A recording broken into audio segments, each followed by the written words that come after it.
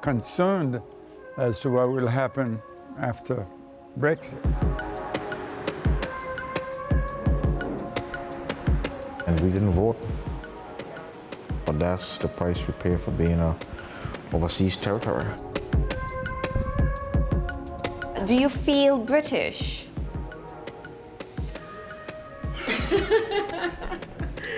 Am I British? Can I openly say that and feel comfortable that I'm a British person? Are we just a little dot hanging with a name that is not really true to us? My name is Nisha Dupy, and I live in Britain, or a part of it called Anguilla. Across the sea, 10 miles away is France, or Sint Maarten, a French and Dutch island. We are closer, more reliant on it even than Britain is to France. A large part of our transport, food, and health services come from Sint Maarten.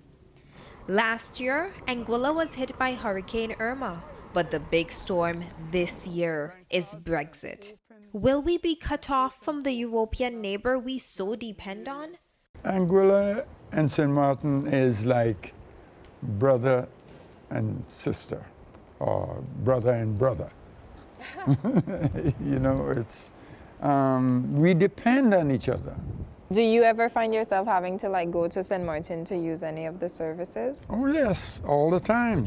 You know, the health services, medicine. My wife, she depends on them very strongly. She has to take certain medication every day of her life. So she has to go there for that. Do you feel that in light of all of this, Anguillians should have been consulted? At least we would have been treated as human beings, like people recognize that we are here, you know, and that our lives value something. Anguilla is heavily dependent on neighbouring Sint Maarten for the transshipment of essential goods and services like food, international access, and post. This is roadway port, and we have two mainly cargo boats that comes from Sint Maarten, and that is one of our biggest suppliers that really help us through, especially if you need something on a day-to-day basis. Do you have an idea of how much items that Anguilla imports? Yeah. To be honest, sometimes we run to 25 pages of goods. That's per boat. So we really, on a really busy day, sometimes you don't even have space to store the stuff. International laws, to apply them sometimes to our islands is extremely difficult, even as to how many miles you're supposed to fish from Anguilla. Yeah. If you even look at that, we're overlapping with the French, we're overlapping with the Dutch in terms of how much miles you're supposed to fish. Currently, the island relies on Sint Maarten for many essential health services. One of our main concerns is our access to the services that we currently have in Sint Maarten, because there is no resident pathologist here, but also sometimes the patients will need to go over to do certain tests that we don't carry out here. For example, we have no MRI machine here in Anguilla, and sometimes even the CT scans. So it's very, very convenient for us to have access to that type of services in Sint Maarten. Anguilla's main industry is tourism, and with freedom of movement between EU and non-EU countries yet to be finalized, people are worried about the impact on the tourism industry. Suppose that there's restriction of movement between Anguilla and Sint Maarten. How would that impact your business?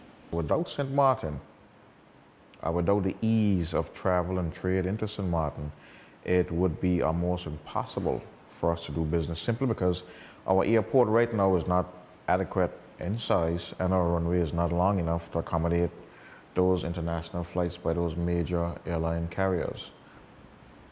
Businesses like mine may have to close our doors, or we may have to move. Because the Caribbean island is a British overseas territory, Anguillians hold British passports. I have this passport. My kids also have this passport. Will we lose that? You know, what does it mean? Do we go back to our Anguilla passport? there's that feeling of uncertainty. We need to know direction and what does it mean and how the British feels about us, how we feel about them. We need to have that conversation.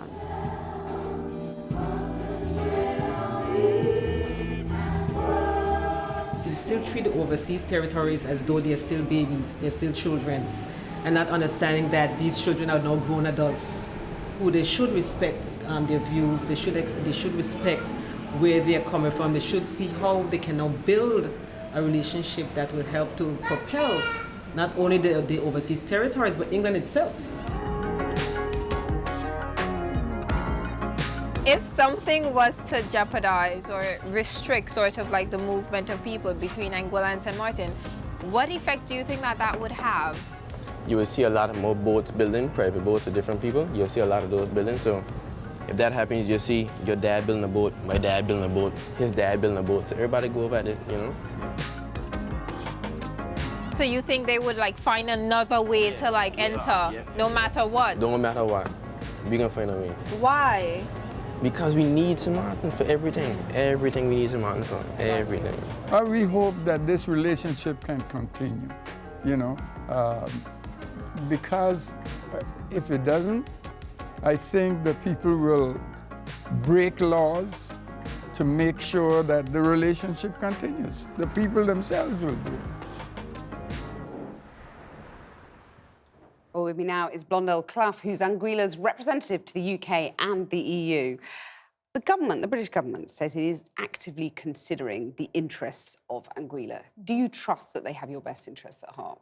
I think, well, we've spent 2 years undertaking star jumps in front of the various government departments to point out the fact that we have a border not only with the French but also with the Dutch.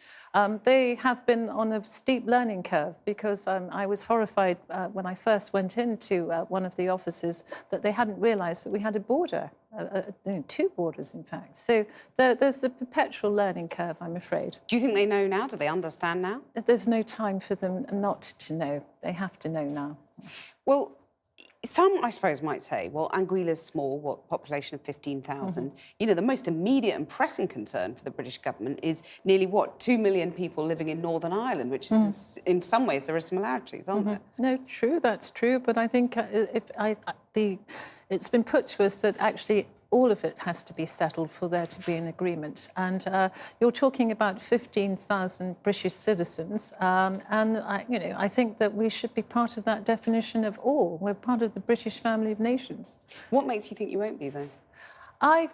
The nervousness that I see in the EU when I go across to Brussels, that the French and the Dutch are concerned that this hasn't been sort of flagged up enough.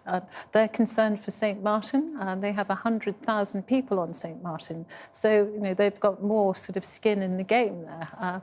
And of course, with all of the islands having been devastated by Hurricane Irma, they know the importance of this continued symbiotic relationship to the recovery from Hurricane Irma. Well, how fearful are you if Anguilla doesn't get special treatment? Well, I know I know that on the ground, the citizens of the islands all want this to work, and that's a very important element in this whole equation. It will be a question of either people forgetting to allow scope within the agreement for this relationship to continue and to develop in the post-Brexit context, because notwithstanding what I've been told perpetually by government that nothing will change, Europe believes that things will change. And so I'm a solicitor of over 35 years standing. There has to be consensus on whether things will change or not. And so we have to accept that the other party believe that's going to be the case. When you were doing your star jumps in the government departments, as you put it, to get attention, what solution did you offer the British government to get them out of this hole? I think what we've got here is a fantastic opportunity to show how a Brexit scenario can work. You've got 115,000 people who want it to work on the ground. We have flexibility of movement in terms of developing the relationship, provided that is not not stifled by an acrimonious no-deal scenario, because then politics can come along and suffocate the whole sort of potential. And that's really the risk. It's not about the myriad of agreements and the fact that we're out of Schengen and so on. It's about whether or not acrimonious politics may come along and suffocate these people who, I'm told by the Commission, it's 50-50. You know, we're not that important in the scheme of things. And unfortunately, I think that we should be. Blondell Clough, thank you very much for joining us. Thank you so much. much.